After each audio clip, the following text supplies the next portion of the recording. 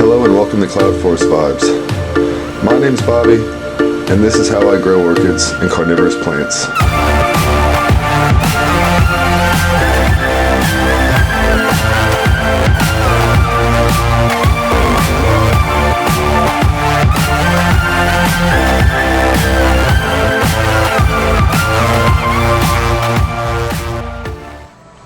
Hello and welcome to Cloudforest Vibes. So today we're going to have a look around.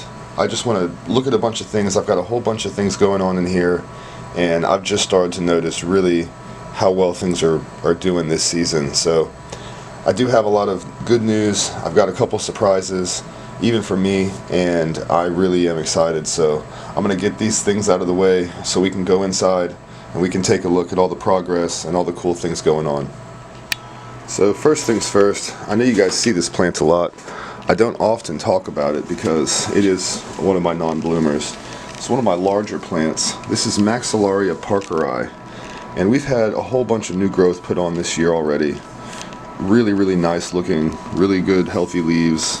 They're getting really long, really thick and healthy again. So I was looking around at this.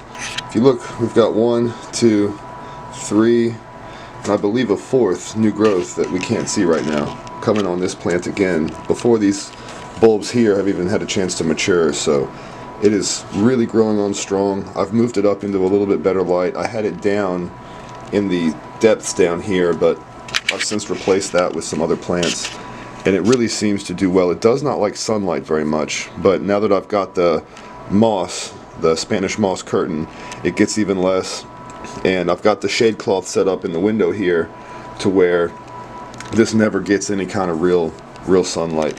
When it gets too much light, the tips of the leaves will start to become affected first. You'll see it just like that, and it will go brown and start to die back slowly. But it is happy. It's a really nice plant, and I just cannot wait to see it get healthy and happy enough to bloom one day. So up here, this is a Bulbophyllum Coletti Eye. I think it might have changed names, I do not recall, but it's a Bulbophyllum Coletti Eye. At least that's how I was sold. I've struggled a lot with this plant. It had several other bulbs, they rotted, I had to cut them off, I remounted it. The new growth lost its leaf, it pushed out another new growth, it lost its leaf, it pushed out another new growth, it lost its leaf. When bulbophyllums are forming, it kind of forms a sheath, and then the leaf pushes up out of that sheath. But although they're moisture loving plants, if you get water down in that sheath, or bract, or however you'd like to refer to it, it will die. It will kill the growth off, and it will stump the plant. This plant, fortunately enough, it's going to give it another shot. It has a little tiny growth starting right here past my finger, and I'm just excited. I really want to see this thing bloom one day. It's up here right next to my humidifier. It gets gentle watering because it's really not doing a whole lot, but it does stay relatively moist, and it does seem finally happy enough to try once again. My Maxillaria attenuafolia still has its original 2 blooms, and much to my surprise, it decided to push out a 3rd one and a 4th bud right here. So we're going to have 4 flowers on this otherwise pain in the butt orchid. It still smells wonderfully of coconut, but you do have to get really close to it. It's not very strong. I wish it was, but it is a really nice plant, and I'm so thrilled to finally see these flowers. I mean, this is a really neat plant. So that's really big news. I was able to finally catch a bud coming out, and they are kind of sneaky. They just kind of appear. They really push out quickly, and they open up pretty quickly as well. So that's kind of a neat thing after waiting so long to get 3 on and another one coming. So we'll have 4 flowers on this awesome plant.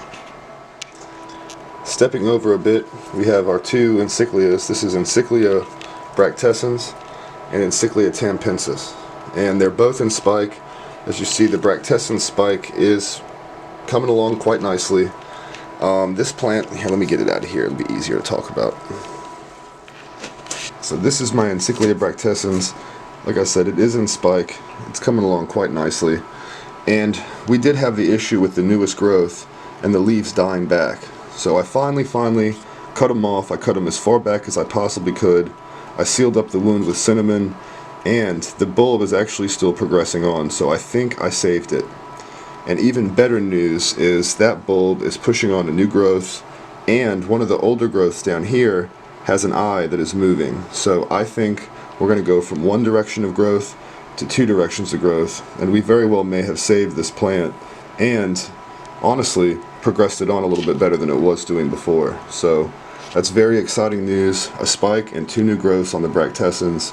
It's starting to produce roots, and it really is looking good. So I'm super happy. I think it's going to go well from now on, and I will keep you guys updated, and hopefully this doesn't take as long as its cousin over there, because these bloom spikes take forever.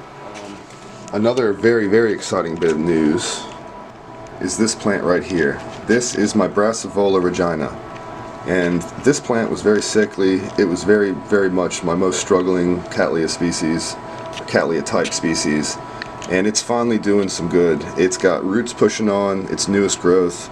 It's got some other roots that are hanging in there, and it's got this nice reddish purpley kind of spotting to it. And if you look closely on this growth here, it actually has a spike coming. That's awesome news. This will be my first brassica to attempt to flower, and it's finally happy. I read up and I noticed that the red coloration on it, that's what you want. You want it to be light color in the foliage, and red spotting will indicate it's a very happy plant. So I've moved it up in this brightest spot in my whole greenhouse or grow tent, and it's finally doing something really good. So hopefully it hangs in there and we can get to see these awesome blooms in the next few weeks or so. Our little columnia, Jarrett fern, red crystal, it's got a spike on. The buds are just starting to get going on there. So another couple weeks and we'll have some columnia blooms to look at, hopefully, unless something happens, and in that case I'll be upset and maybe cuss a little bit, but we'll go somewhere else. I won't do that on film. But yeah, that's my only columnia that's in spike right now, and I'm just thrilled to see those flowers again. Like I said, they are really special. Really special in the world. I'm gonna have to get this out to look at, so bear with me.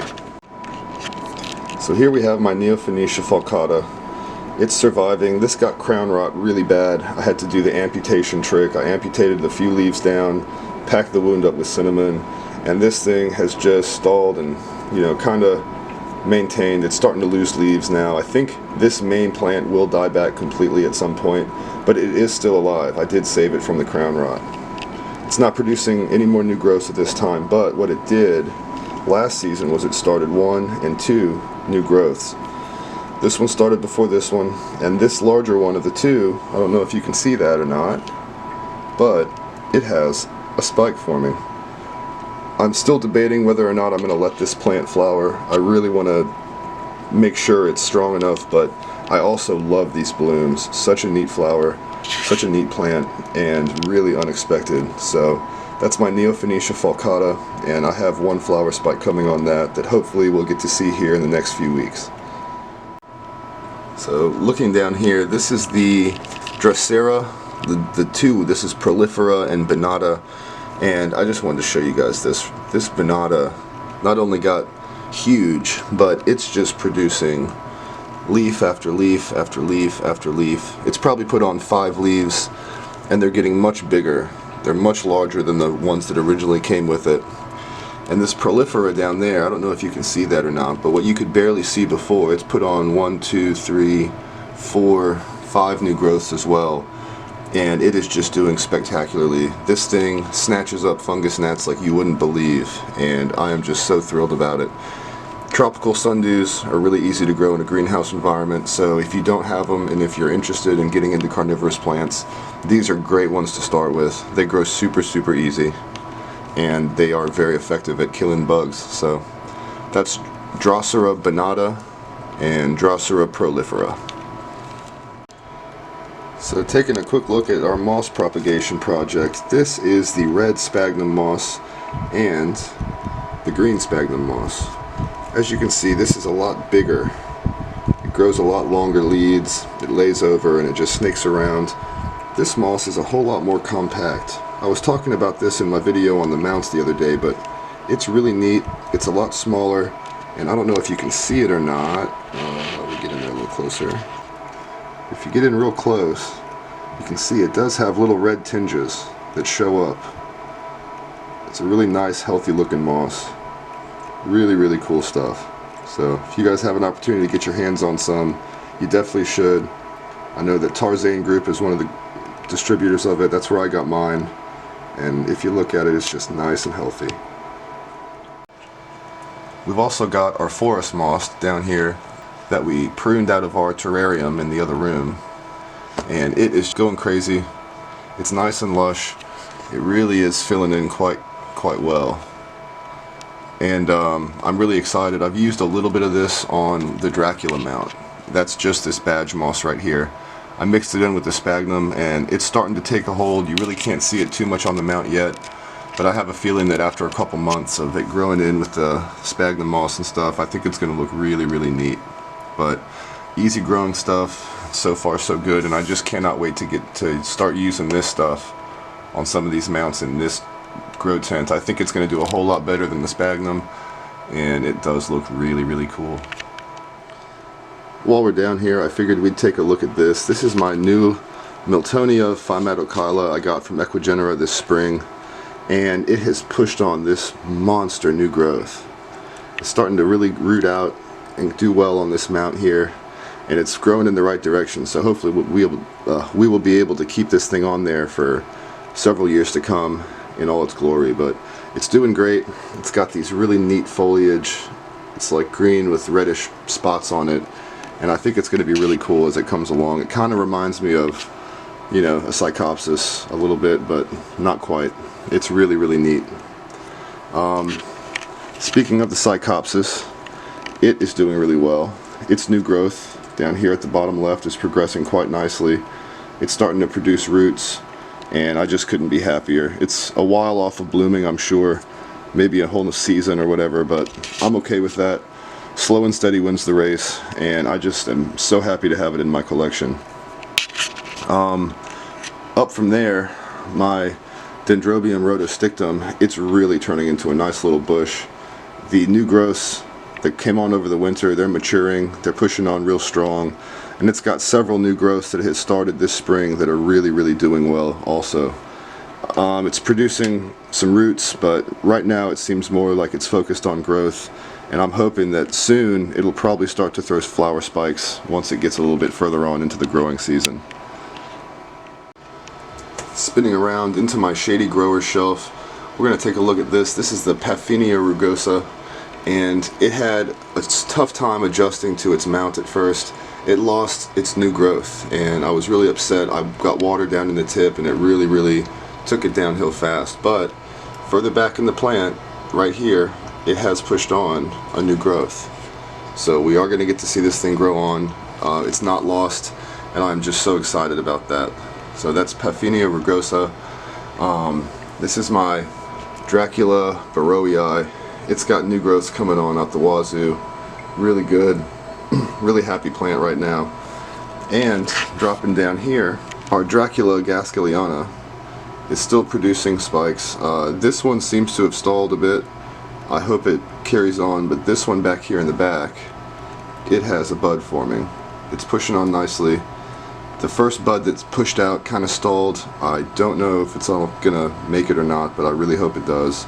It's putting out new growths, and I think what I'm going to end up doing here very soon, maybe my next video, is getting it out of this pot, because I am just scared to death of leaving it in with all this sphagnum moss in my environment too long and losing its root system. I'd rather sacrifice the blooms this round than sacrifice the whole plant and not have a chance of seeing it.